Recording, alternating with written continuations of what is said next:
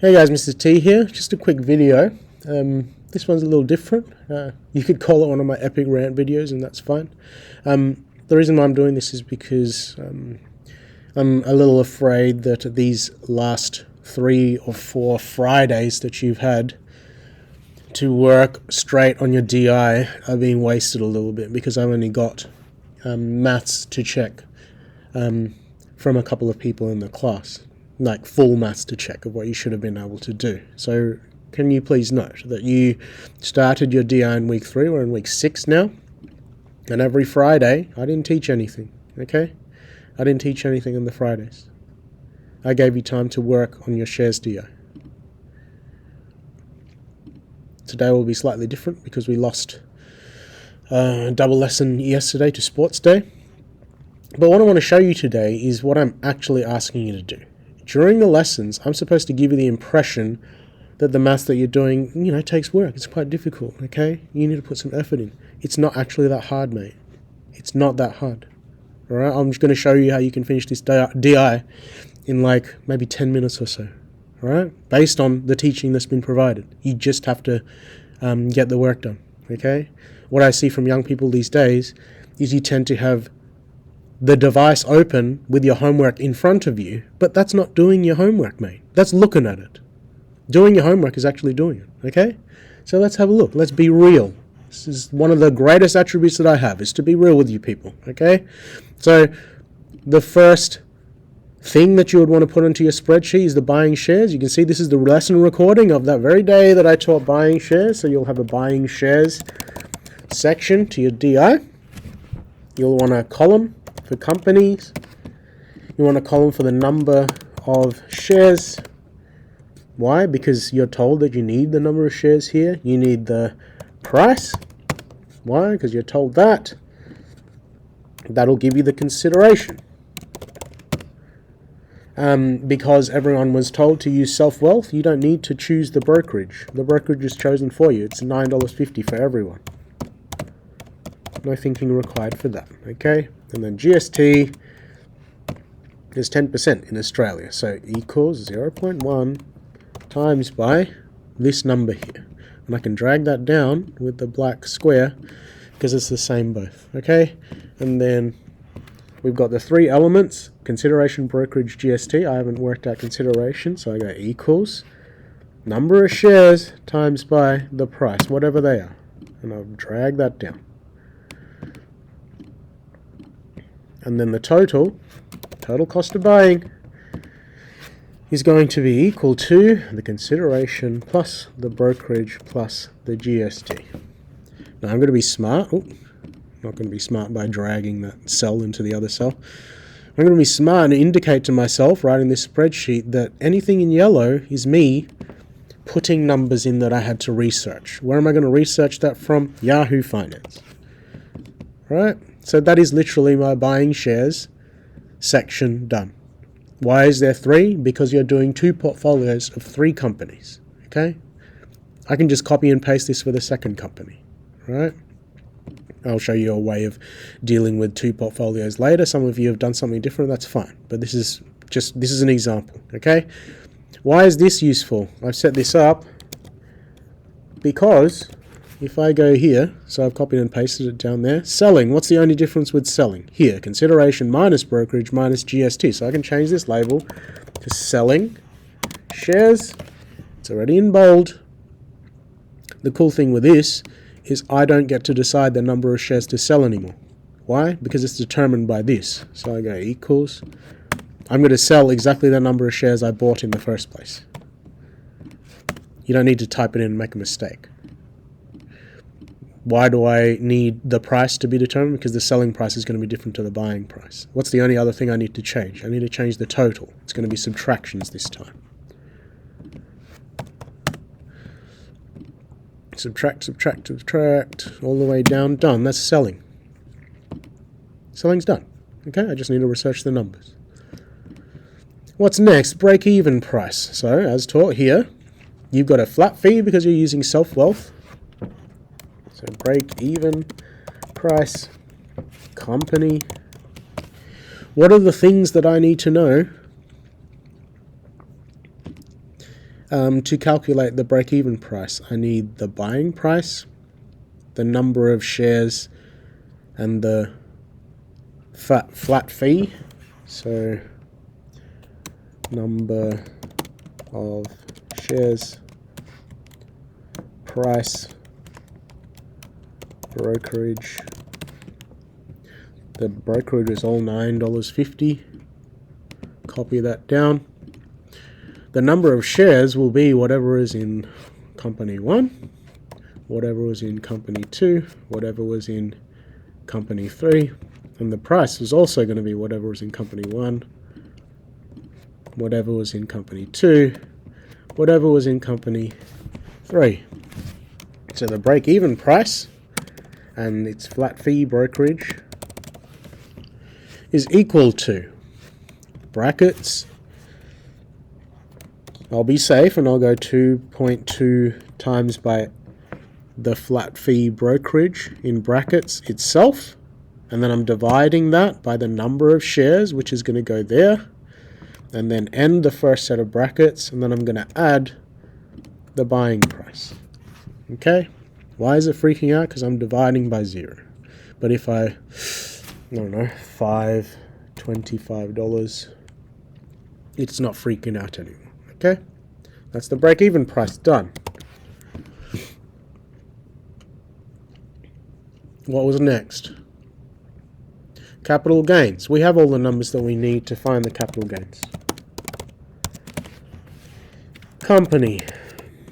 And that's going to be copied and pasted from there. Now, what is capital gain? Return from selling minus the cost of buying. Sell, return, buy, cost, cap, gain. So where are we going to get the sell return? Well, we've just worked out the sell return in the selling shares section. For company 1, it's going to be here. Equals that. The buy cost is going to be equal to that. The capital gain is the difference between these two numbers. So equals this minus this. Okay, let's make a share price to doubled in price. So I made a capital gain 104 in that circumstance. Okay, capital gains. All done.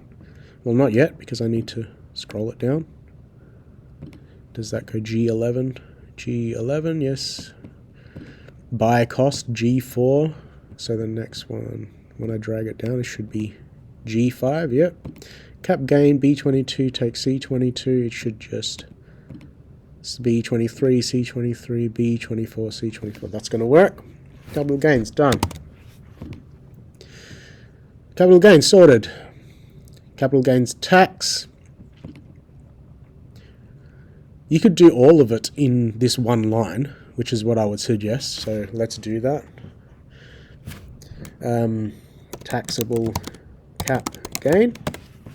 If you held your shares for more than a year, it's going to be, according to this, times by half, so equals 0.5 times by this number, taxable cap gain. And then what's next? Capital gains tax. Cap gains tax is the taxable capital gain, and then I can work out the after-tax return. So what you can see is there's a column for all of these little bits in your formula, okay? Capital gains tax is equal to your tax rate. So I'm going to pretend my tax rate was 45%, so 0.45 times by the taxable capital gain. After-tax return is going to be the cap gain that you actually got minus the capital gains tax. That's done. This I can drag down.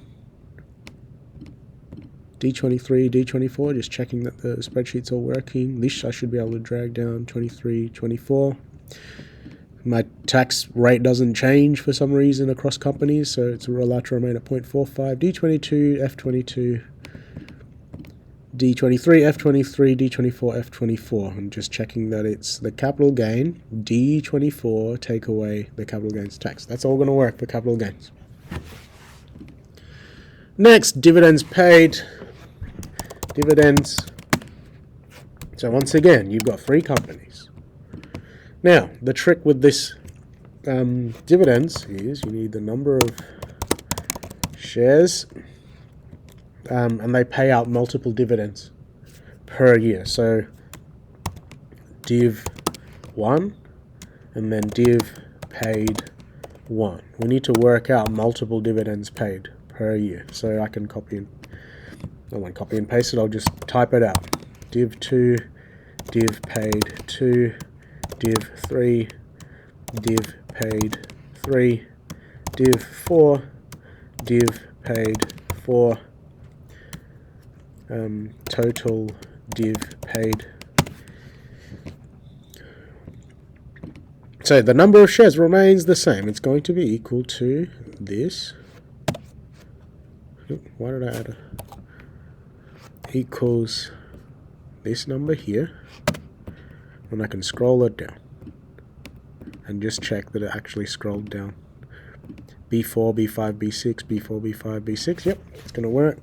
Div 1 is something that I research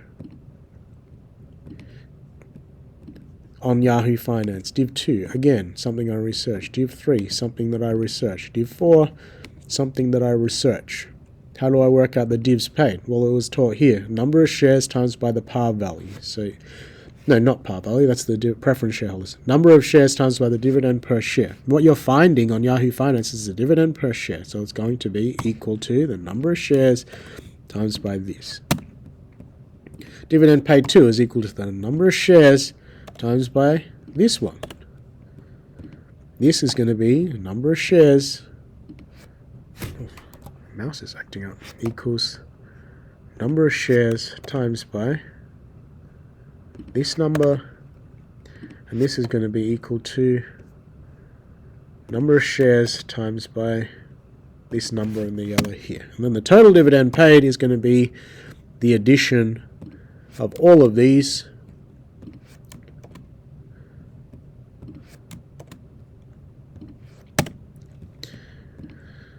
Yep. That got dragged down, so let's drag this down. Did the dragging work? 2930, yes. 2930, yes.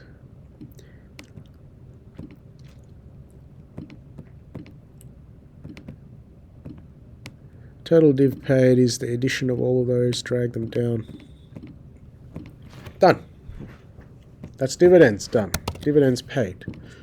The last thing I taught you before today, which is Friday the 8th of March, is dividend tax, which is something you can do on your spreadsheet. So you need to combine these two things, because dividend tax, company again, the first formula here is income declared, and I need the franked and unfranked amount combined plus the imputation credit. So even though the exercise was after for imputation credits, you actually need to do this first. All right.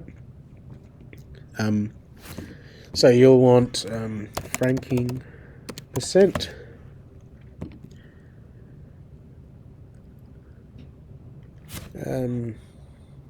This is the total div paid from the dividend section. And then I can work out the imp credit here. So if your shares are American, they're all going to be 0%, but if your shares are Australian, you need to actually research it. So I'm going to put 0 here right now, but paint it yellow. Total div paid is what you got paid in total from your company dividends in the previous section. So this is going to equal this number. And then because I've already sorted it out, I can scroll it down. Okay. What is the imputation credit? Is equal to the total div paid times by 30 over 70 times by the franking percentage as a decimal. So if I was to put this as a whole number, I'd have to divide the answer by 100. Okay, so this number over 100. Okay, drag that down. If you want to, you could keep the franking percentage as a decimal, and then you wouldn't have to do that over 100 thing, but that's what I'm doing here. Okay, so, I don't know, let's make up some dividends. 50 cents, 60 cents, 0.7, 0.7. So they got a total div paid of 12.5. Let's make a franking percent of 100. So there'd be an imputation credit. So we've worked out the imputation credit. This is tax on dividends. So what do I need to know for the tax on dividends? Income declared, tax liability, tax owing, after tax return. What's the income declared? It is equal to the total dividend you paid. There's no franked and unfranked amount. That's just in your exercises. The income declared is the income you got from your dividends, which was determined here, plus the imputation credit that you just worked out. Drag that down. Tax liability is equal to the income declared times by the marginal tax rate, which we already decided was 45% for this particular person, right? It'll be different for you. Tax owing is equal to the tax liability minus the imputation credit. Drag that down. After tax return is equal to the franked, unfranked amount, so the dividend that you were paid, which we had here, minus the tax owing, which is this. So why are they losing some of their dividend money, even though they were fully franked and everything? Because the company tax in Australia, the fully franked, is 30%, and this person's marginal tax rate was 45%, so they owe a little bit of tax, okay? That's dividend tax done.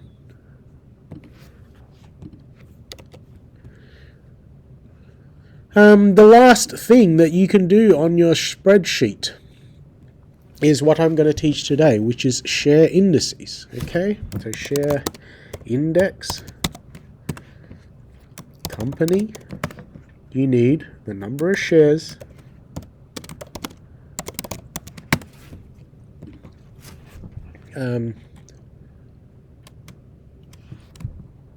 value at buying,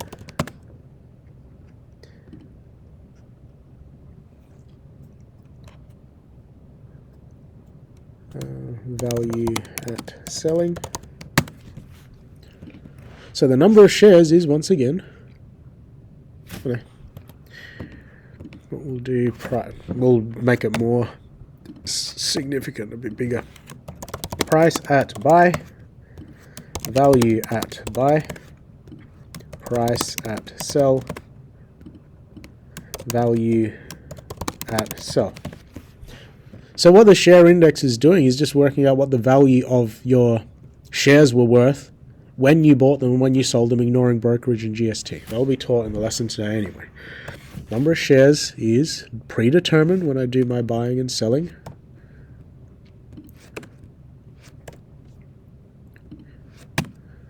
That's the number of shares is determined by what I bought, okay? The price at buying is determined by what I researched when I bought. Equals. The value at buying is simply going to be the number of shares times by the price that I bought them for. And I can drag that down. See how there's no brokerage and GST? I'm not actually pretending to buy the shares, because the share index is just telling you what the market value of the shares that you own are at the time. The price at selling was determined by this. So this is determined by that. And the price at selling for company 3 is equal to that. And the value of selling is going to be the number of shares times by the price at selling. This is going to be number of shares. No, I don't need to do that once, because I can drag it down with the box.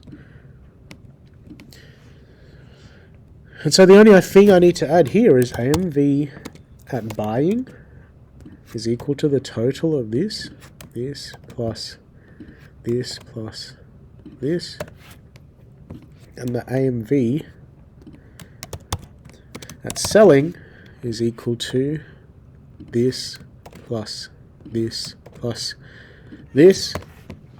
And then for the purpose of your DI, you're trying to find the percent change between buying and selling. So percent change from buy to sell. How do I find that? Well,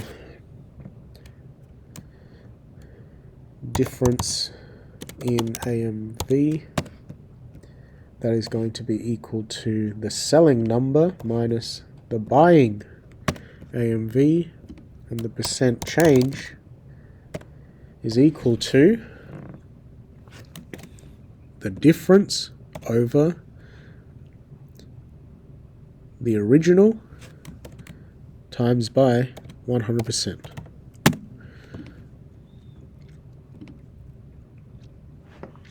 And why does it say 100% here? Because the value went from 125 to 250. It doubled in price, so the percent change was 100.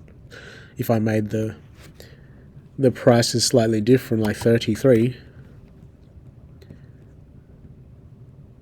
Oh no, I stuffed up the break-even price. If I made the price like this, 33, you can see that the percentage change automatically changed. Okay? That constitutes a spreadsheet that's going to answer everything that you need for the DI. Okay? Let's check that it's all working. Company A, B. Oh, I don't want it to be. Stop correcting me. See? Stop correcting me, bro. 12, I don't know. 69. Price $32.50.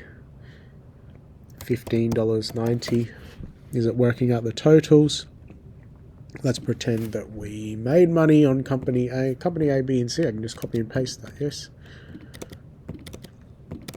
Copy and paste, copy and paste, copy, paste, copy and paste.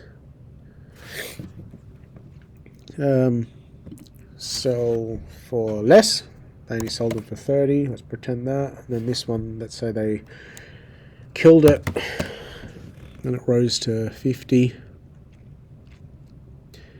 Why is this not working? Because I didn't drag it down. So let's drag it down. After tax return, all working. Does it make sense that there would be a negative cap gain for company B, 32 down to 30? Yeah, that makes sense. Because I pretended I had a loss, I would change capital gains tax to 0, and this will automatically work it out. Let's make up some dividends, 0.2, 0.3, 0.2. And then just like that company that someone had suddenly 15 for some reason. See, it's working. 69 one, I don't know, $4.20, $4.20, $4.20. $4.20. The kids seem to be obsessed with that number these days. Franking percentage, let's pretend that they did a 50% and then the last company was a dog and they didn't frank the dividends. There you go. Now, how do you deal with multiple portfolios? Well, I've already got, I would press save like 50 times to make sure this is all working. But what you can do if you're on a spreadsheet is you can not press that. I'm going to delete that. Delete. Right click. Move or copy.